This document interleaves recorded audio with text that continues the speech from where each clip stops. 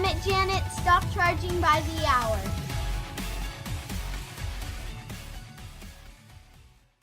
Hi there, this is Janet Gerson-Siegel from Semantic Shenanigans, and today I've got another extra for you. This time we're going to be looking at Star Wars Legal Shenanigans because, as you might expect, a very large IP with deep pockets, very, very popular, is going to be kind of colliding with the law back and forth a few times. Now we're going to completely ignore the first three films, as we probably should, and we're going to start with A New Hope. So the first thing is there's a great article by The Hollywood Reporter. They offered a really good look at the history of Star Wars legal going back to the articles from 2016. It's a fascinating read, and this is gonna be in the notes.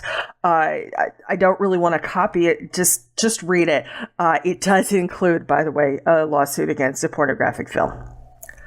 Next, The Empire Strikes Back. Lucasfilm sued a model maker named Andrew Ainsworth in an English court. According to the case, and I quote, in 1976, D1, that's defendant number one, Ainsworth, was commissioned by C, which is claimant, Lucasfilm, to make a helmet as part of a costume for the Star Wars films. Ainsworth based the helmets on paintings and drawings and a clay model provided by claimant, incorporating his own improvements in sculpting techniques. In 2004, Ainsworth and Defendant 2, which is a company called Anor, which was based in England, produced replica helmets for public sale, which were advertised on a website, with some being sold in the United States, end quote. Essentially what happened in this case is that the court found that Lucasfilm held an American copyright in the helmets. And the helmets were not, quote-unquote, sculptures, which apparently would have been pertinent in an English copyright claim. However, on appeal, some of the defendants under English copyright were permitted. However, I do draw your attention to something which is pretty obvious, which is that we live in an increasingly globalized economy.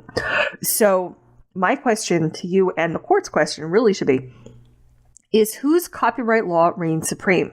At this point, nobody really knows.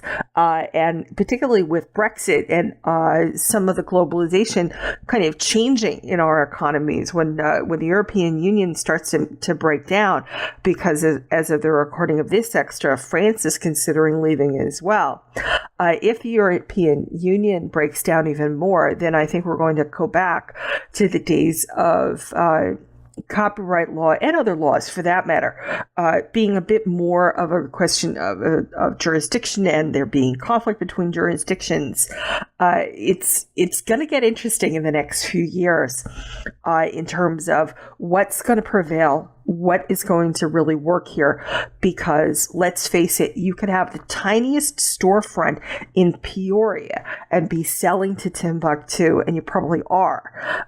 And that only is going to continue, and one of these days, hopefully, the world will kind of wake up to the fact that we do sort of need a centralized law for this. No, that's not a new world order for all you conspiracy fans. Now, for the Return of the Jedi, let's take a look at a case where a gym in New York decided to get creative. They changed their standard fight style classes to lightsaber classes. So this was, of course, a trademark infringement issue, and Lucasfilms sued what were called Lightsaber Academy and Jedi Club. They sued them, of course, for trademark infringement. Now, part of the lawsuit revolved around the use of the terminology, but it also had to do with the logo that the gym used. Now, when you read the accompanying blog post, you'll see the two logos side by side, and they're very hard to tell apart. In the complaint, it said, and I quote, defendants are in the business of promoting, producing, offering for sale, and selling unauthorized lightsaber classes, which purport to teach students how to use lightsabers and or perform as Jedi, end quote. Now, I don't think you can claim a mistake when you look at the two logos side by side. The designs are just way too close. And the New York Jedi Club, without a doubt, they wanted people to peruse their advertisements, maybe look at them quickly, leafing through them, or just, or scanning online, and believe that the club and the classes were somehow either licensed or otherwise legitimate, somehow related to Lucasfilm. It was absolutely a marketing campaign. Now, you may remember when we've talked about fair use before.